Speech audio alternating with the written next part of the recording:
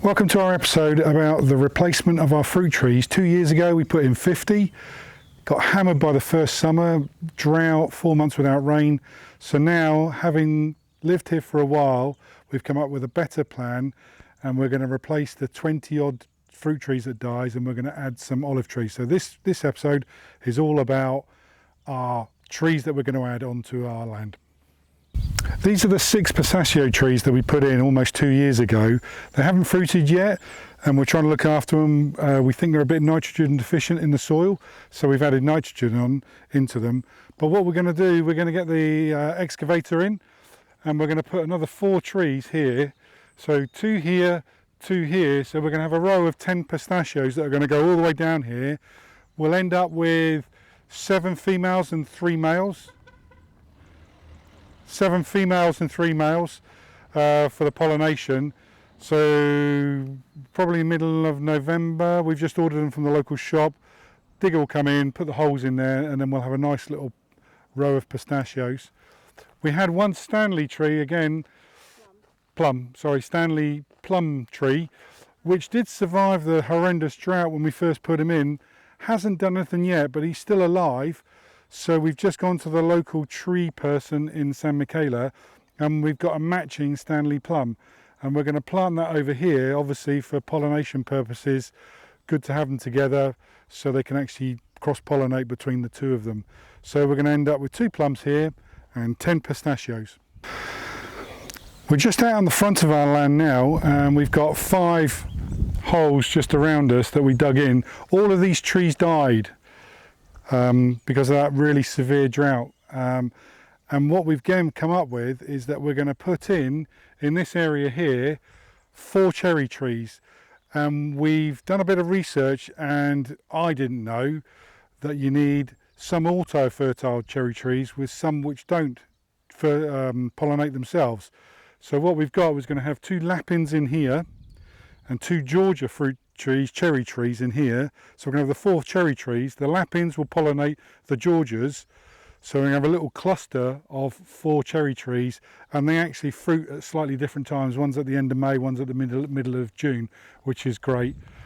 And just at the back here, there was an apricot and you can see that this the chip bark shreddings have been on here for almost 2 years and we're going to put 3 blueberry bushes on. So 1, 2, 3, and in the centre we're going to make a watering hole for all 3 bushes, and we don't want to touch at all the soil on top because blueberries obviously need to hold the water, but it's all prepped. We'll just weed it slightly, watering hole, and we'll have 3 blueberry bushes in here. Again, we've learned that when it's really harsh conditions, they need watering. So Sally said it's okay for me to make up a 12-volt solar powered mini micro irrigation system. And my plan is I'm going to buy a small 200 to 300 litre proper water tank. And I'm going to put it about here. Then I'm going to use my solar panel and a 12-volt battery that we use for the olive harvesting with a 12-volt pump. And then I'm going to be able to micro irrigate this little area here from the small tank, and then I'll just top it up from the big tanks using the Honda pump. So again, we've learned and we're hoping to improve massively on what we've done, and actually it'll help the trees as well when it's really harsh conditions out here. This is Atty. He's our next door neighbour's cat and Sally's been looking after him. She's given him some deworming and food and stuff like that. But he is a fantastic hunter. He's only 7 months old and he's the only one that's affectionate. Aren't you, Atty? There he goes, I'm getting in on the YouTube. So we've moved slightly, we're into the centre of the land now, and again we've lost some trees. Just behind me here to my left is a Visciola, which is a really dark cherry. So great for ice creams because Sally wants to make ice creams. I'm probably going to make some cherry liqueur, or maybe even actually do a little bit of cherry gin, I'm not quite sure yet. But we'll use those for ice creams, cakes and that sort of stuff. So the empty one just off to my left is going to be another cherry Visciola. So just over to my right we've already got an established plum, and we're going to match this plum with another plum to my left here, because then that'll help for cross-pollination purposes. We're trying to keep the fruit trees together so we help to cross-pollinate, which will obviously produce better fruit.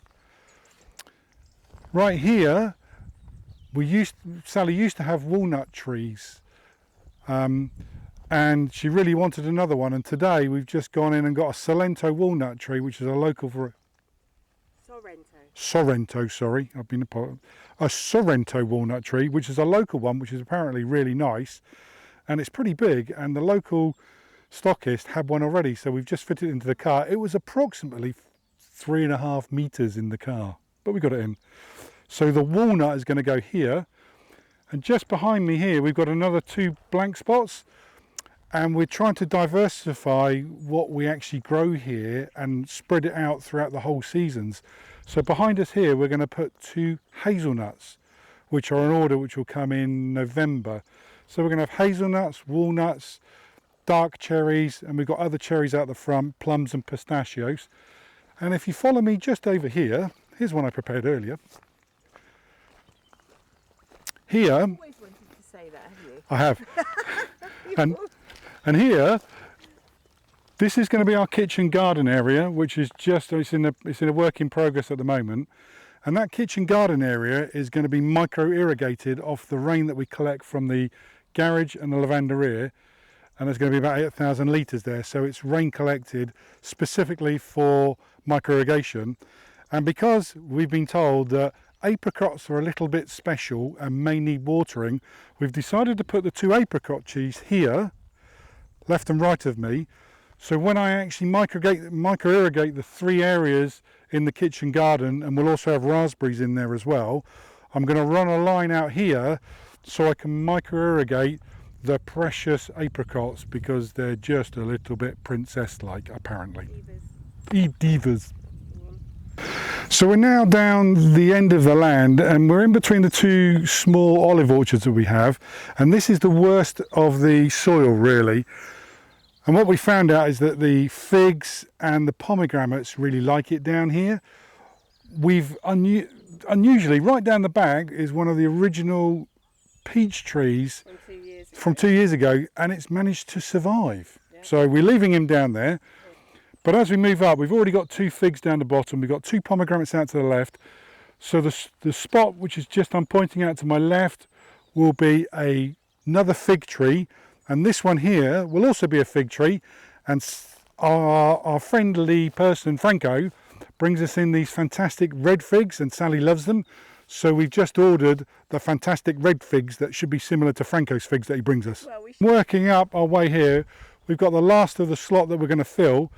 And we're going to go for a mulberry tree.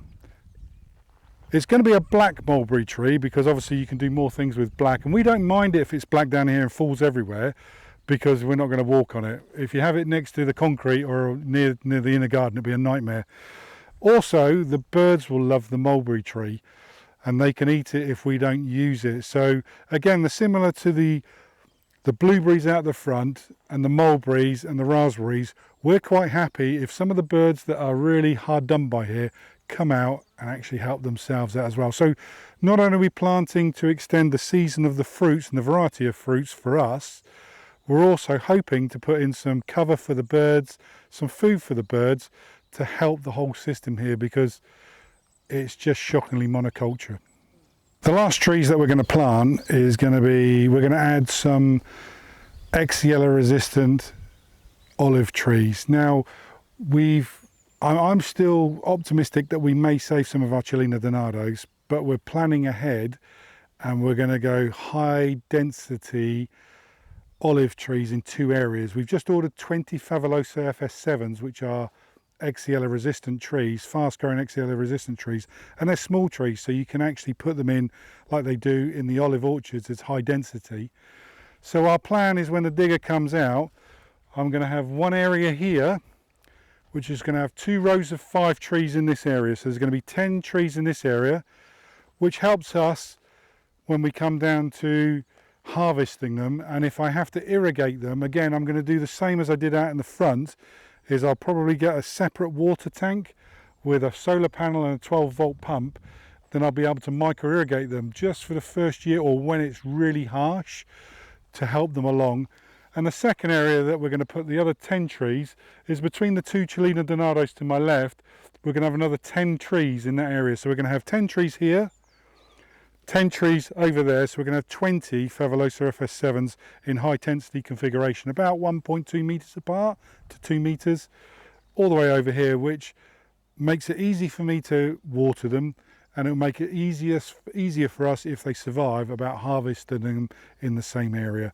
And then if some of our Chilenos die, at least what we're doing is we're replacing them with other olive trees as well. We're just on the edge of our land, and where we're going to put the Favulosas is just off to my right. This is Tommaso, and obviously his Chilena Donado have already gone. And you can see what he's done here. He's done high density. He's put a mixture, majority, 80% of Lacinos and 20% of Fabulosa. And you can see in this sort of area what you can put in. He's got 4 in a row and he's got 4 fours, so he's got 16 trees in there at the moment. He's going to put more on the other side as well. And this is similar what we're going to do in our 2 areas down here. We'll go high density, Xylella resistant, but we've already got Lacino trees in our orchards.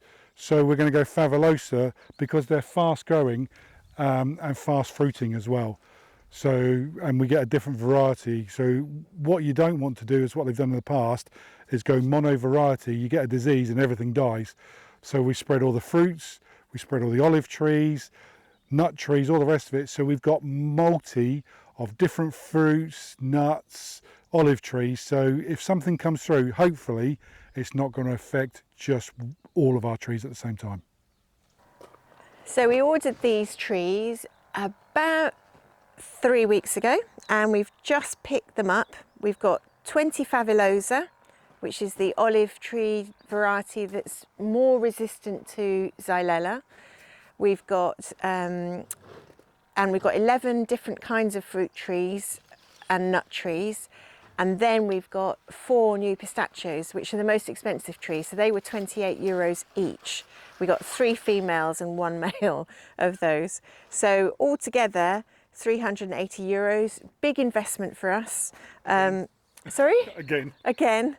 And hopefully this time they will get through next year's summer. And we're going to put some of them into storage around the back of the citrus grove, and the others can go into existing holes of trees that have died over the last 2 years. So Pete's prepared those holes already, and we'll get planting later. But right now, we're going to just unload them. What's this? Myrtillo. Blueberry. We got 3 blueberry bushes.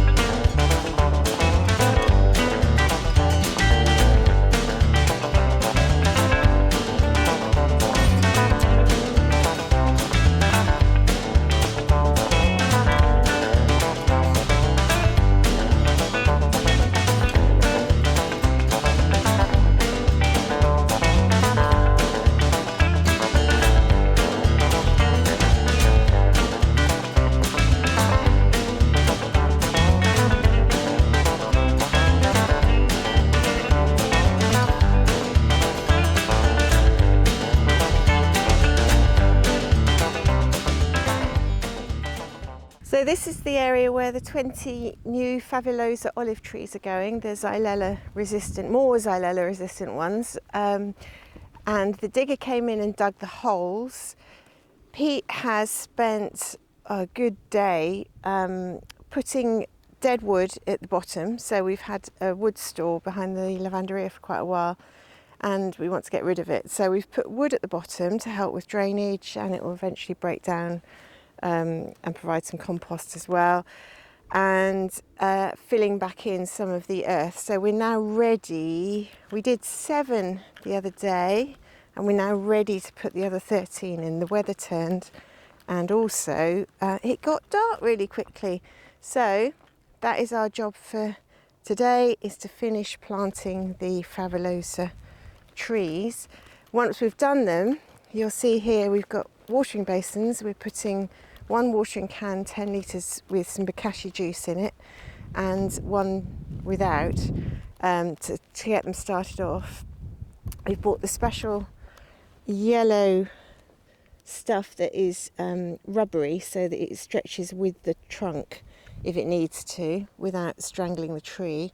And also down here you'll see that we've got some fluffy material that they recommend putting on olive trees to stop the insects climbing up. So you can see we've double wrapped it, come through the middle and wrapped it around there. So ideally that will help stop the insects. So you see that quite a lot locally here, where people have put the white fluffy stuff around their tree trunks, usually just the olive trees. So there you go, they will all look like that in about 4 hours' time. I'm standing in what I think we can officially now call a pistachio orchard, now that we've expanded from 6 to 10 trees all behind me. We hope you've enjoyed this episode of how we've got more trees into the ground. We're at full complement now. If you've enjoyed it, please give us a thumbs up. If you'd like to subscribe, then we'd be delighted. And if you want to make a comment or a suggestion or anything like that, please use the box below. We always reply within about 24 hours. Thank you.